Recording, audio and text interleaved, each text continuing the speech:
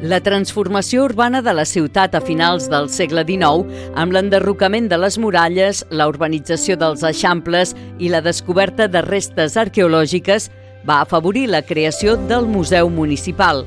Es va inaugurar a les antigues escoles de la Mercè l'any 1900. 10 anys més tard es va traslladar a l'antiga església de Sant Domènec, on va compartir espai amb l'Arxiu Històric de la ciutat fins l'any 1997.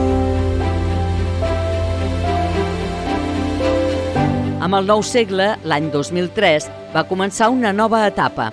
Es va iniciar un nou projecte amb un inventari exhaustiu del fons i el seu trasllat a un nou espai, l'antic escorxador.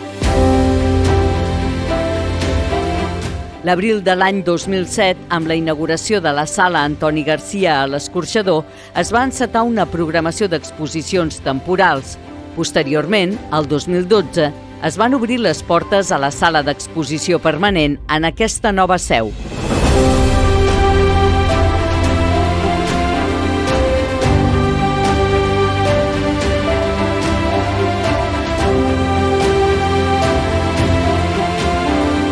Des del 2007 fins a l'actualitat s'han programat 126 exposicions, 88 concerts i més de 400 activitats didàctiques que han donat vida al Museu de Tortosa.